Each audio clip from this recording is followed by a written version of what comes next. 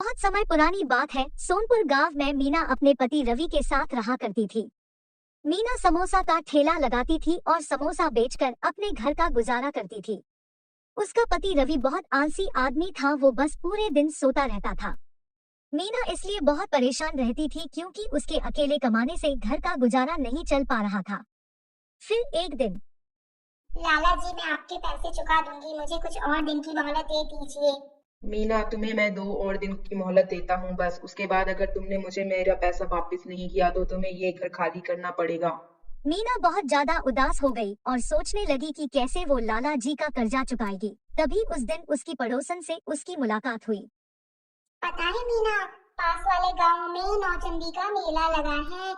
वहाँ बहुत भीड़ होगी और बहुत ज्यादा लोग आएंगे। वहाँ पे तू अपने समोसे का ठेला लगाना, बहुत ज्यादा कमाई होगी तेरी। हाँ, फिर क्या था, मीना ने उस दिन बहुत सारे समोसा बनाए और उन्हें अपने ठेले पे रखकर मेले में जाने लगी। पर रास्ते में जो नदी पड़ती थी उस दिन उसमें पानी बहुत ज्यादा था। मीना जैसे तैसे करके नदी पार ही करने वाली थी, तभी उसका ठेला लुढ़क गया और ठेले के साथ ही सारे समोसा भी पानी में बह गए।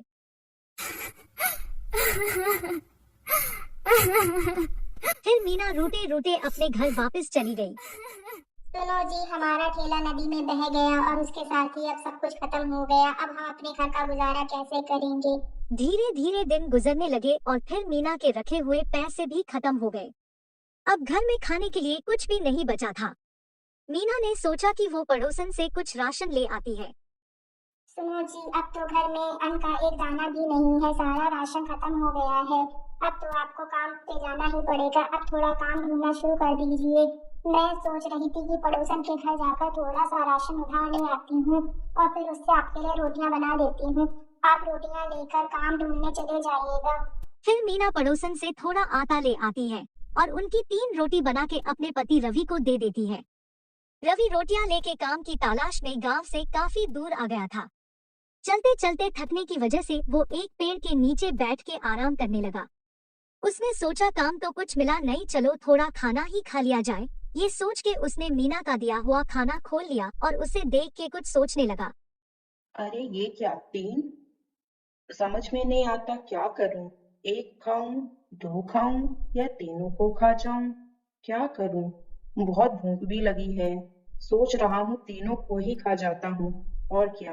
उसी पेड़ पे 3 परी बहनें रहा करती थी। उन तीनों ने सोचा कि रवि उन्हें खाने की बात कर रहा है। उन्हें लगा कि रवि कोई आम आदमी नहीं है, वो उन तीनों परियों को देख सकता है। परियां डर गई और फिर रवि के सामने आकर बोली, ए इंसान, तुम हमें मत खाना। हमें पता है तुम्हें बहुत तेज भूख लगी है, पर हमें मत खाना। भगवान के लिए हमें छोड़ दो। हम तुम्हें एक जादुई कढ़ाई देंगे जिसमें तुम कोई भी खाना मांगो तो वो तुम्हें मिल जाएगा। तुम उससे कुछ भी मांग के खा सकते हो, लेकिन भगवान के लिए हमें छोड़ दो। इससे पहले रवि कुछ सोच पाता, तीनों परियों ने अपने जादू से जादुई कढ़ाई को प्रकट कर दिया।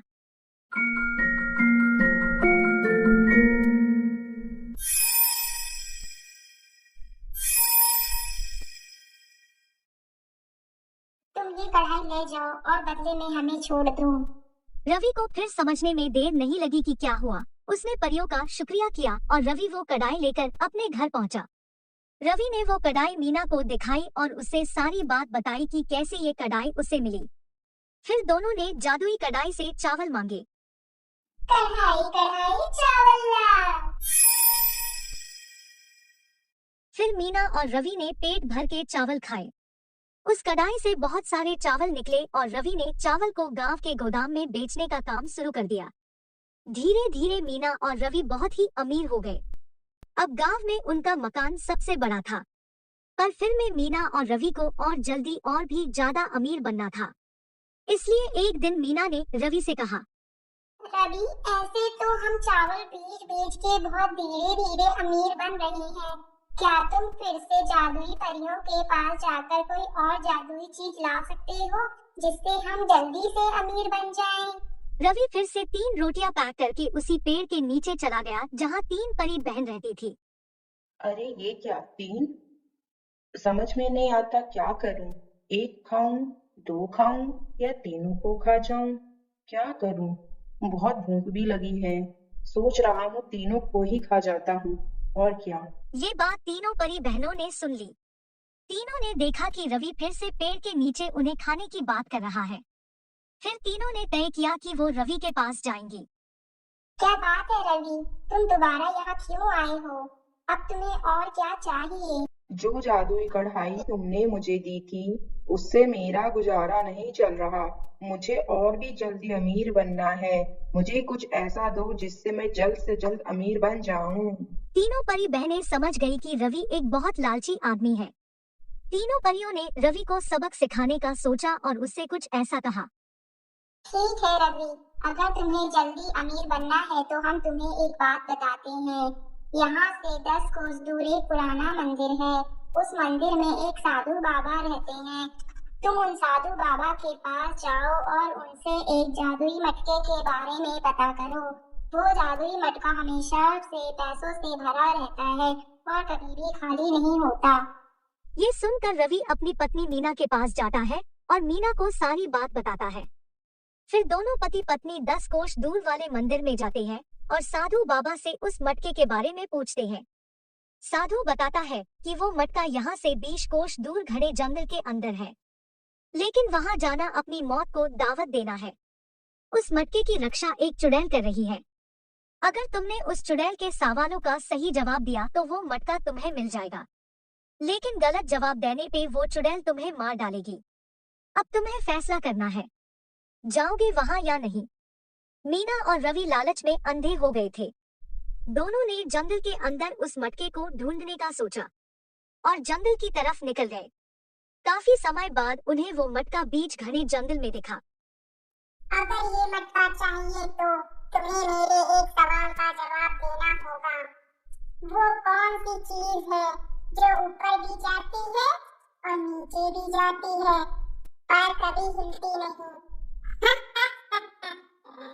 अगर तुमने मेरे सवाल का सही जवाब दिया तो तुम ये मटका ले जा सकते हो, और अगर गलत जवाब दिया तो मैं तुम्हें खा जाऊंगी।